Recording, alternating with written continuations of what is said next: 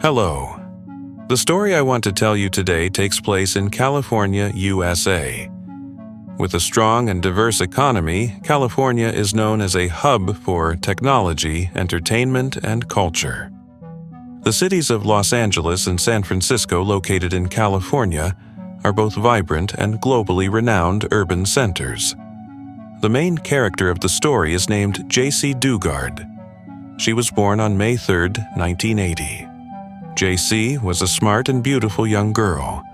She lived with her mother and stepfather. Her life was very happy as her mother and stepfather loved her deeply. Initially, her family lived in the city of Arcadia, Los Angeles, but later her parents wanted to find a safer community for their children. Therefore, they moved to the town of Myers, about 700 kilometers away. It was June 10, 1991, a Monday at the beginning of the week. That morning, Jaycee's mother, Terry Probin, who worked as a typesetter at a printing house, had gone to work early. Jaycee was only 11 years old at the time. Wearing her favorite pink outfit, she walked alone from her home to the school bus stop.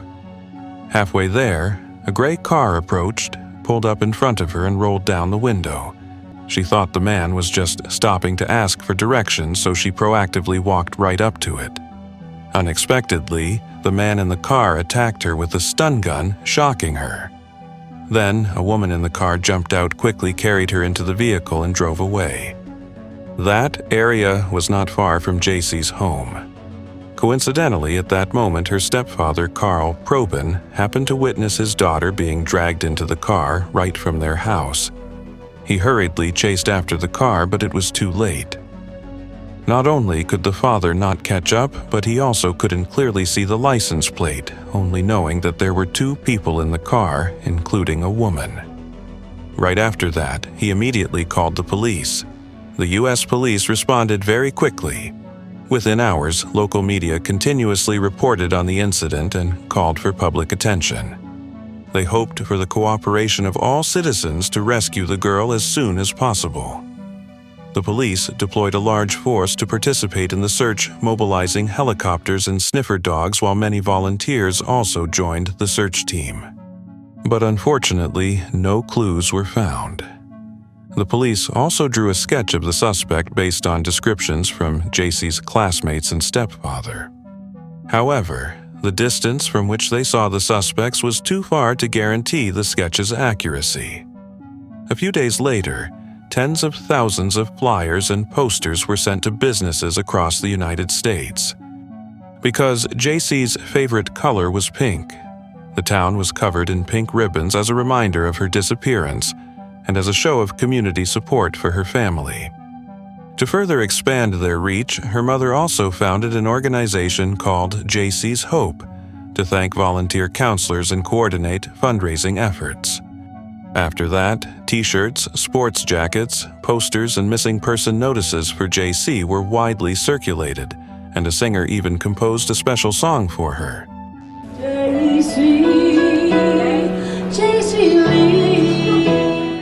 The incident quickly caught attention all over the United States.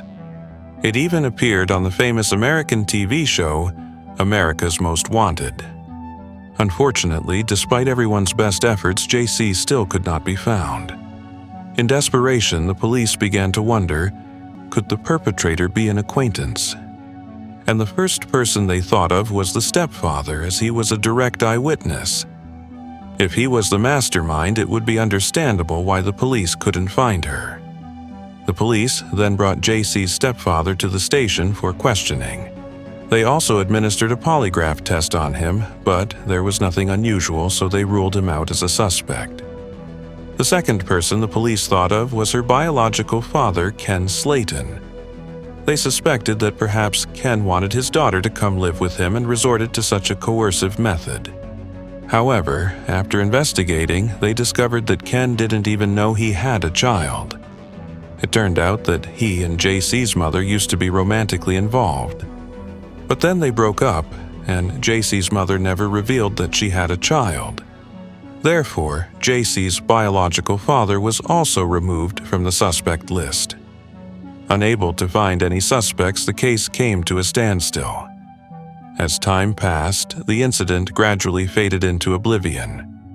It was rumored that Jaycee might have been left in a deserted place and was no longer alive. Despite what many thought, Jaycee's mother still didn't give up.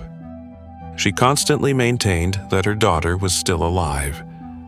Over 1 million copies of missing person notices for Jaycee were distributed. Over time, people also used technology to simulate what she would look like as she grew up.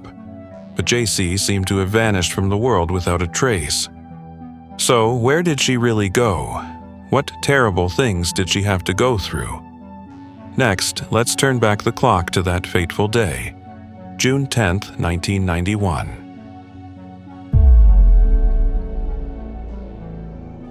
On June 10, 1991, after being dragged into the car, Jaycee vaguely heard a conversation between a man and a woman. "Oh my God, we actually got her and got away successfully. It's unbelievable." When she fully regained consciousness, Jaycee was in Antioch, about 180 kilometers from her home. At that moment, the world before her eyes had completely changed. She was being held in a dilapidated shed. Surrounding it were a series of torn tents covered with nylon tarps filled with old items and trash inside. At first glance, it looked like an abandoned backyard that nobody paid attention to. The people who brought her here were a deranged couple, the husband, Philip Garrido, and the wife, Nancy Garrido. Philip had a criminal record. He was born in California in 1951. After finishing high school at the age of 21, he became involved in a serious criminal incident involving a minor, which later led to legal consequences. Although he was arrested, the girl's family, in order to protect their daughter's honor, did not let her testify in court. This helped Philip escape legal punishment. After that, Philip went on to get married. During their marriage, he continuously attacked his wife, prompting her to want a divorce. At that time, he wanted to force his wife to stay with him. Ultimately, the wife sought legal help, and the two successfully divorced.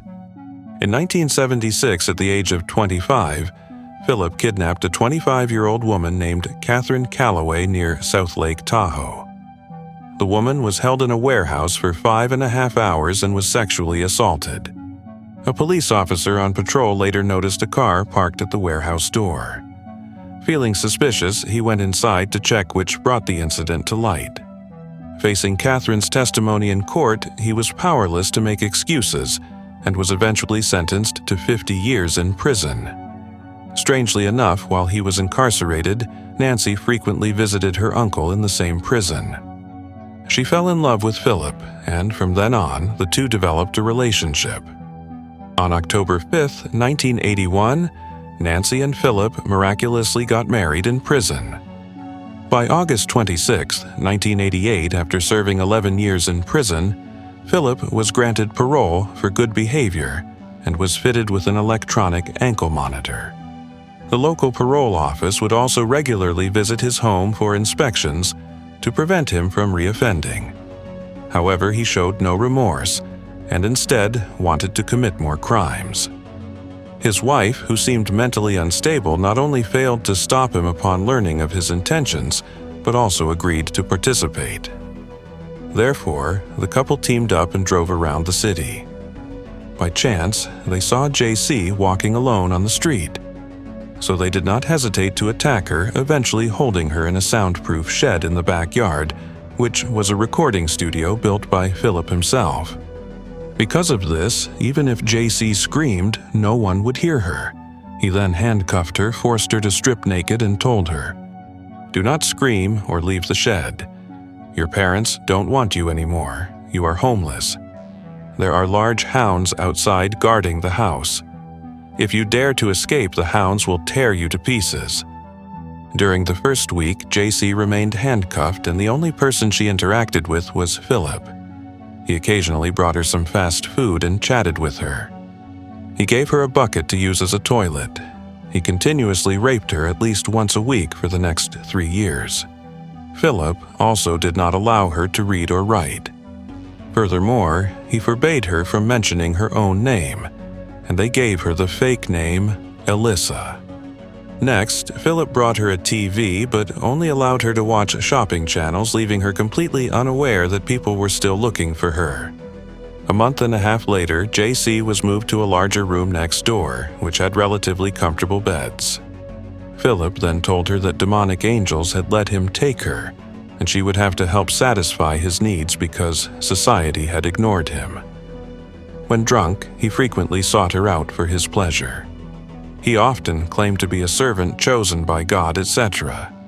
The abuse would then end with tears and apologies from him, accompanied by threats that if she didn't obey them, they would sell her. 7 months later, Jaycee finally met the second person, Nancy, who hypocritically brought a stuffed toy chocolate and milk. She apologized to Jaycee and offered deceitful words to control her better. After nearly 3 years of obedience, Jaycee was finally allowed to have her handcuffs removed. On April 3, 1994, Philip unexpectedly brought her some cooked food. This was the first time she got to eat such things other than cheap junk food since her captivity. He changed his treatment of her because by that time she was pregnant with his child. At that time, Jaycee was only 13 years old. Philip naturally wouldn't take her to a hospital. He merely researched information and taught her the necessary skills for childbirth. On August 18, 1994, Jaycee gave birth to her first daughter, and she cracked a long-lost smile because she finally had a companion. She took very good care of her daughter through what she learned from TV. She came out, and then I saw her. She was beautiful.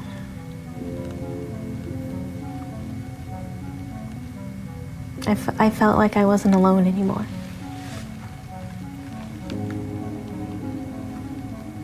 Had somebody, and I knew I could never let anything happen to her. I didn't know how I was going to do that, but I did.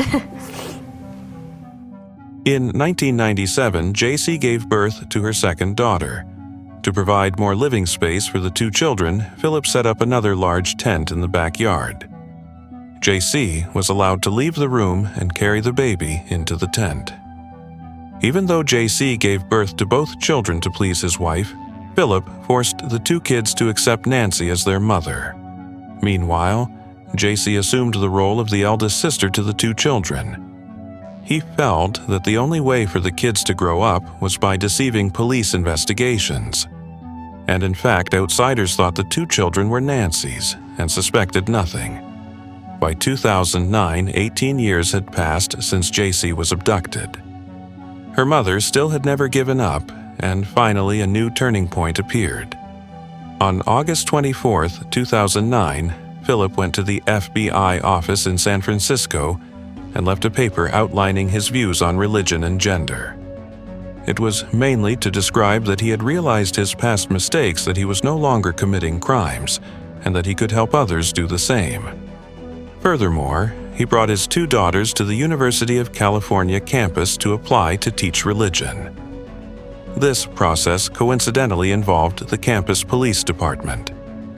At that time, he met with the department head, Lisa Campbell. During her encounter with Philip, she thought he was a weirdo, and also noticed that the 2 girls he brought behaved very strangely. Both exhibited a kind of fear towards Philip and were always gloomy. They were very reserved and appeared extremely submissive to him. At that point, Lisa felt something was wrong. Out of caution, she asked Philip to sign a paper and told him to return the next day.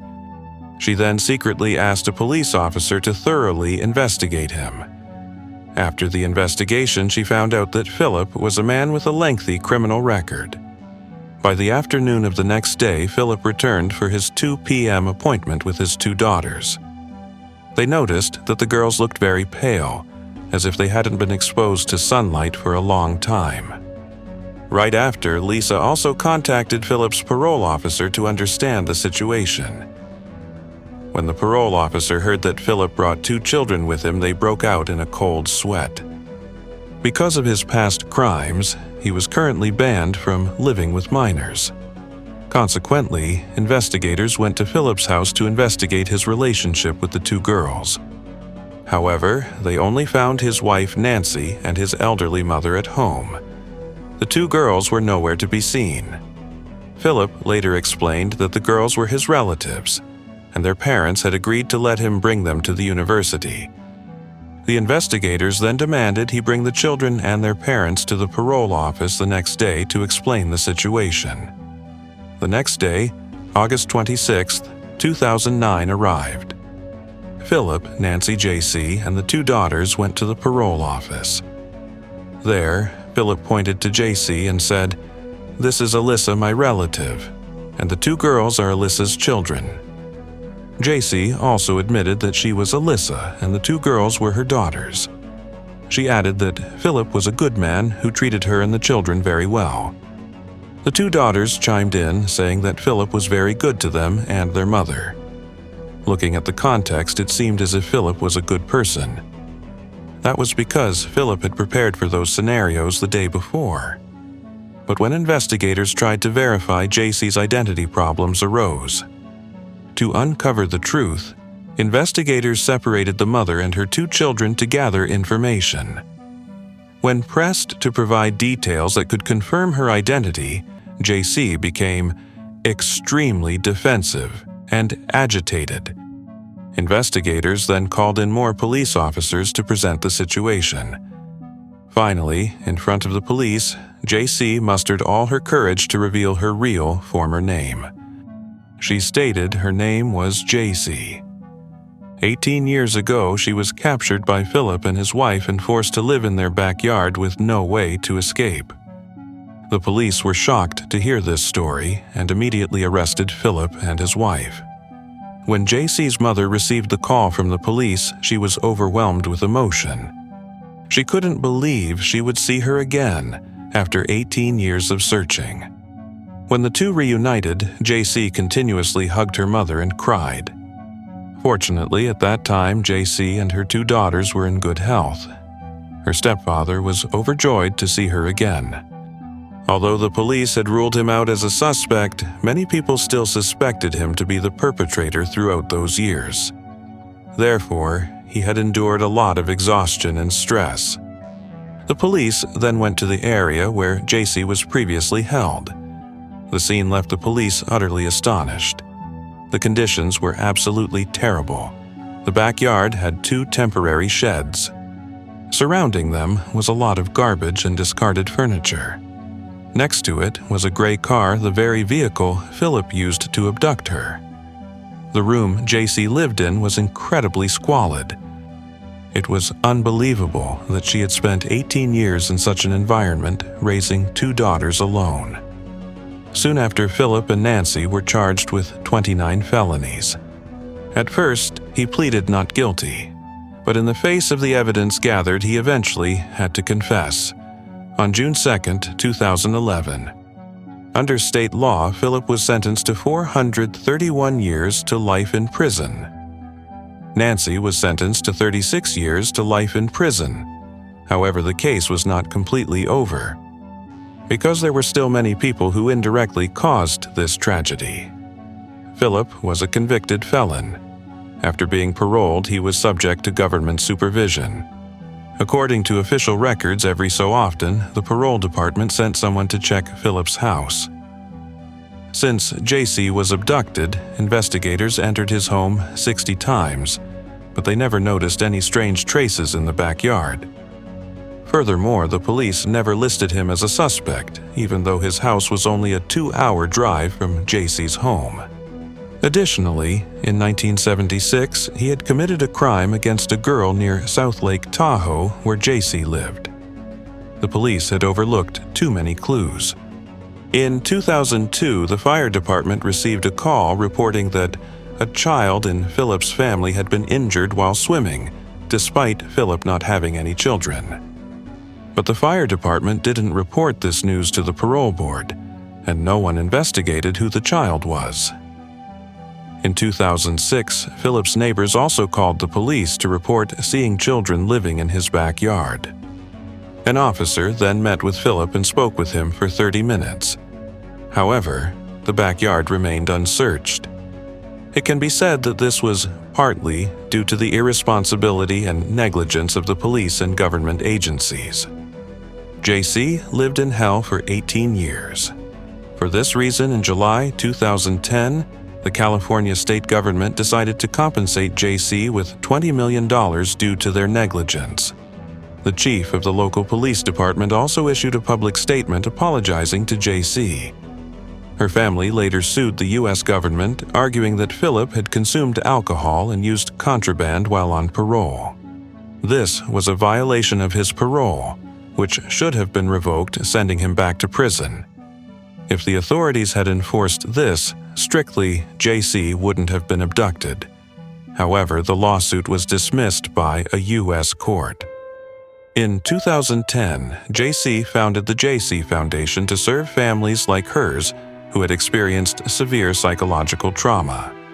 In July 2011, Jaycee published a memoir based on her own experiences titled A Stolen Life.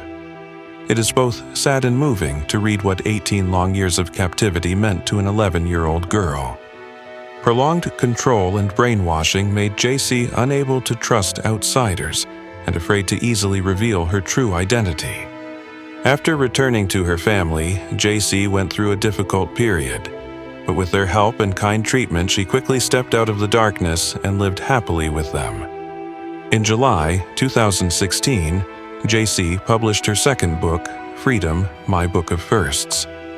In this book, Jaycee mainly talked about her life after being rescued and how she recovered and reintegrated into the world. She hoped that through this book she could help other survivors who had gone through similar experiences.